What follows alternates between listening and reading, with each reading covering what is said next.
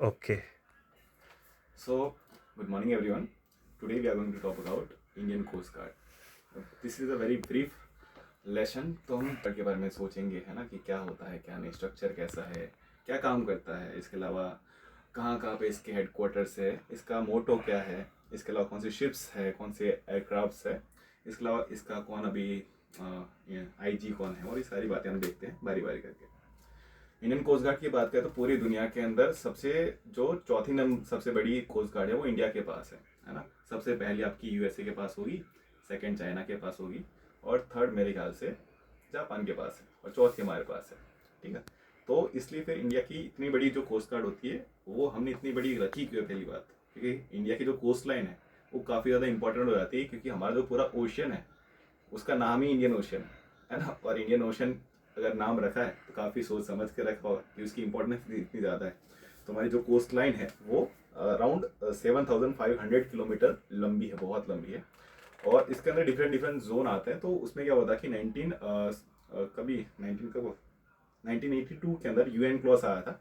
UN clause का मतलब होता है United Nation of on convention of law of sea. तो उसमें क्या था कि हमारी जितनी भी जो जो कंट्रीज का बॉर्डरिंग्स होता है ओशन के पास, तो उनको क्या था कि उनके उसके लिए ना कि उनका सोवरेनिटी कितने पानी में होगी ना, कितने ओशन पे होगी, उसको हम यूएन क्लॉज के अंदर सारी कंट्री ने मिलकर बनाया था। तो बेसिकली उसके अंदर 3-4 जोन बटे हुए हैं। तो सबसे पहला जो जोन आता है वो आपका टेरिटोरियल जोन आता है, जो अराउंड अराउंड 12 नॉटिकल माइल का होता है। तो 12 नॉटिकल माइल के बाद जो सेकंड जोन आता है वो कंटिन्यूस जोन आता है, जो अपना 24 नॉटिकल माइल का होता है। इसके बाद लास्ट जो जोन आता है जो सबसे ज़्यादा इंपॉर्टेंट है वो आपका आता है EEZ, जिसका मतलब होता है एक्सक्लूसिव इकोनॉमिक जोन, जो अराउंड अराउंड 200 नॉटिकल माइल का आता है। अभी हमको किलोमीटर तो पता है ना, कि किलोमीटर क्या होता है, कि 1 किलोमीटर 2 किलोमीटर हम देख लेते हैं, लेकिन नॉटिकल माइल क्या है तो फिर, है ना।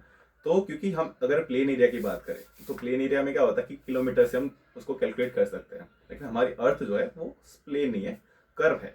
तो कर्व में क्या होता है कि वहाँ पे आप किलोमीटर नहीं इस्तेमाल कर सकते। इसलिए फिर जो एयर स्पेस होता है, या तो जो आपका नेवी होती है, जो भी शिप्स और एयरप्लेन चलते हैं, वो एक नॉटिकल माइल करके डिस्टेंस का एक वो होता है, तो उसको वो मेजर करती है। तो अगर एक नॉटिकल माइल की बात करें तो कितना होता है, तो अगर आपको लैट्यूड का पता है तो एक लैट्यूड का जो डिफरेंस होता है इन द किलोमीटर, तो वो 111 किलोमीटर होता है। तो 1 nautical mile is equal to, तो एक 1/6 ऑफ 1 डिग्री लेट्यूड। तो अगर 1 डिग्री लेट्यूड का अगर 168 करेंगे हम, तो वो एक नॉटिकल माइल होता है, वो अराउंड अराउंड 1.85 किलोमीटर होता है। और वैसे ही हमारे पास ये नॉटिकल माइल आ जाता है। इसके अलावा स्पीड भी इनकी अलग होती है। जैसे हमारे पास किलोमीटर पर आवर है, तो इनकी स्पीड नॉट्स में कैलकुलेट करते हैं कि 1 नॉट 2 नॉट। तो नॉट का मतलब होता है कि पर आवर के हिसाब से नॉटिकल माइल जब गिरते हैं उसको नॉट्स बोलते हैं। ठीक है, तो ये पूरा जोन है। तो इस पूरे जोन को कौन प्रोटेक्ट करता है? अभी कोस्ट गार्ड प्रोटेक्ट करती है। और ये पहले नेवी का काम था, लेकिन अभी कोस्ट गार्ड को दे दिया है 1960 के बाद। काफ़ी सारे वो कमिटीज बैठी थी। उसके बाद 1977 के अंदर हमको जो मोरारजी देसाई थे उन्होंने आखिर में इंडक्ट कर दिया इंडियन कोस्ट गार्ड को as a protection of this whole zone, जिसको SAR जोन भी बोलते हैं कई बार, या तो ISRR बोलते हैं। SAR का मतलब है सर्च एंड रेस्क्यू रीजन। तो जो पूरा इंडिया का सर्च एंड रेस्क्यू रीजन है, वो पूरे रीजन की जो रक्षा करता है वो कोस्ट गार्ड करता है। ठीक है, अभी कोस्ट गार्ड लाया कब गया था, तो उसकी जो तारीख है वो 1 फरवरी 1977 है। और इसको इंडक्ट किया गया था बाय लॉस एक्ट, है ना। तो एक्ट का नाम है कोस्ट गार्ड एक्ट ऑफ 1978। अभी पूरे जो कोस्ट गार्ड होता है उसका जो एक मात्र जो इसका कंट्रोल होता है वो हमारी सेंट्रल हेडक्वार्टर पे होता है, जो हमारा दिल्ली में आता है, जो जितने भी हमारे डिफरेंट डिफरेंट हेडक्वार्टर है उसको कंट्रोल करता है। अभी दिल्ली तो बहुत ज़्यादा दूर है ओशन से, तो वो कैसे कंट्रोल कर पाता है? तो बेसिकली दिल्ली में सारा सारा जो होता है मिशन वहाँ पे प्लान होता है, लेकिन जो प्लानिंग के बाद जो उसका क्या बोलते हैं, प्लानिंग के बाद एग्जीक्यूशन जो होता है वो आपका डिफरेंट डिफरेंट हेडक्वार्टर करते हैं। तो बेसिकली प्लानिंग होता है दिल्ली के अंदर। और बाकी सारे हेडक्वार्टर अगर देखें तो अगर ईस्ट साइड देखें तो ईस्ट साइड 3 हेडक्वार्टर आते हैं। सबसे पहला आपका आता है regional headquarter of north east, जो कोलकाता के अंदर है। उसके बाद जो ईस्टर्न रीजन के अंदर जो आपका है वो आपका चेन्नई के अंदर है। और लास्ट जो आता है आपके एक आइलैंड के ऊपर है, अंडमान निकोबार आइलैंड, जिसका नाम क्या है, पोर्ट ब्लेयर है। इसके बाद अगर वेस्टर्न रीजन की बात करें तो वेस्टर्न रीजन में भी दो आते हैं।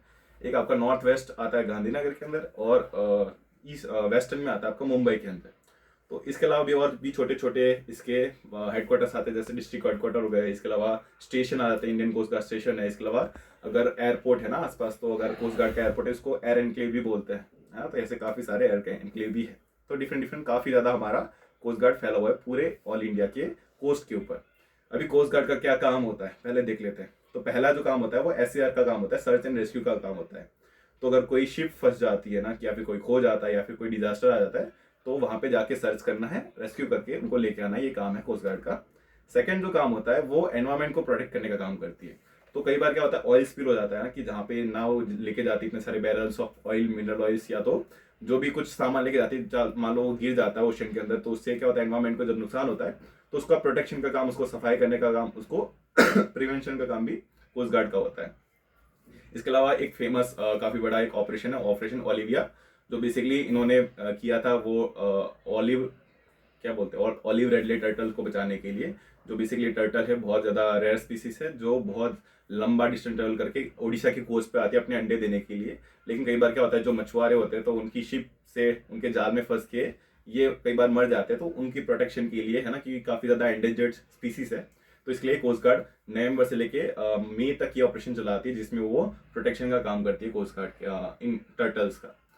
तो ये हो गया एक सेकंड ऑपरेशन हो गया। इसके अलावा कई बार क्या होता है कि स्मगलिंग का केस हो जाता है, कि कई बार स्मगल करते काफ़ी सारी कंट्रीज इंडिया के अंदर, और इंडिया से बाहर भी स्मगलिंग होती है।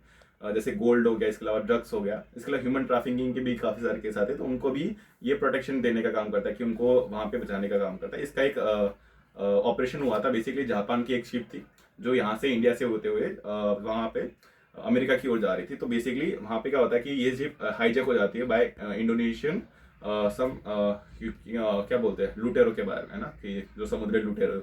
तो बेसिकली इसमें क्या होता है कि कुछ दिन बाद क्या होता है कि इंडियन नेवी और इंडियन कोस्ट गार्ड साथ में मिलकर मिशन चलाती, जिसमें ये जो उनके जो वहाँ पे क्या बोलते हैं, उनके जो एम्प्लॉयज थे जो शिप के अंदर थे, उनको बचा लेती है मलेशिया के अंदर से, और शिप को भी ढूंढ निकालती है। तो सेकंड, ये तीसरा काम हो गया कि नेवी बचाने का काम भी करती है, एनवायरमेंट को भी प्रोटेक्ट कर रही है, सर्च एंड रेस्क्यू भी कर रही है। इसके अलावा और क्या काम हो सकता है, तो बेसिकली और होता है, तो हमारा जो एक्सक्लूसिव इकोनॉमिक जोन है, तो उसके अंदर जो फिशरमैन जाते हैं, तो फिशरमैन की भी रक्षा करता है, उनको भी ये क्या बोलता है कि वहाँ पे डायरेक्शन दिखाता है ना, कि उनके प्रोटेक्शन के लिए काफ़ी सारी चीज़ें करता है, उनको समझाता है कि कैसे फिशिंग करनी चाहिए, हाई टाइड में क्या करना चाहिए, लो टाइड में क्या करना चाहिए, साइक्लोन आता है तब क्या करना चाहिए, उनका रोल क्या होता है, हमारा रोल क्या होता है, दोनों साथ मिलकर फिर जब भी कोई डिजास्टर सिचुएशन आती है तो उसको डील करते हैं। तो ये तीसरा काम हो गया। इसके अलावा वो काफ़ी ज़्यादा उसका भी काम करती है, एनालिसिस, डेटा एनालाइज करती है ओशन के अंदर, है ना, कि कब कब वहाँ पे साइक्लोन आते हैं और कब कब ऐसे डिजास्टर सिचुएशन आ सकती है। तो AI का मदद कभी, तो AI का भी आ गया, तो AI का यूज़ करके भी वो डिफरेंट डिफरेंट चीज़ें करने लगी है। तो ऐसे तो काफ़ी सारे काम हो जाते हैं, ठीक है। इसके अलावा अगर अभी हाल फिलहाल की न्यूज़ की बात करें, तो न्यूज़ में ये था कि पिछले साल जो बजट था उसके अंदर जो कोस्ट गार्ड है, कोस्ट गार्ड का बहुत ज़्यादा इंक्रीमेंट आया बजट के अंदर। उनको अराउंड 43% ऑफ जो बजट है उसके अंदर इंक्रीमेंट देखने को मिला है। अब ये बजट क्यों लाया गया था, तो क्योंकि कोस्ट गार्ड को अभी ज़्यादा शिप्स और क्या बोलते हैं, एयरक्राफ्ट की ज़रूरत है। तो अभी फिलहाल तो उसके पास 151 शिप्स है और 76 एयरक्राफ्ट है, और हमारा गोल है इंडियन कोस्ट गार्ड का गोल कि 2030 तक वो 200 शिप्स और 100 एयरक्राफ्ट वो क्या करें, इंडक्ट कर ले। तो इसके लिए बजट बढ़ाया गया। अभी हाल फिलहाल जो जनवरी के अंदर एक शिप भी हमने इंडक्ट की थी, जिसका नाम क्या था, समुद्र प्रताप, और उसका सेकंड जो नंबर की शिप आने वाली होती है, समुद्र प्रचित आने वाली है। ये जो दोनों शिप्स है वो पॉल्यूशन कंट्रोल वेसल है, बेसिकली गोवा शिपयार्ड लिमिटेड ने बनाई है। और तो क्या है, और कुछ है, और भी देख लेते हैं। नहीं, इतना बहुत हो गया ना, आ गया सर समझ में। है क्या।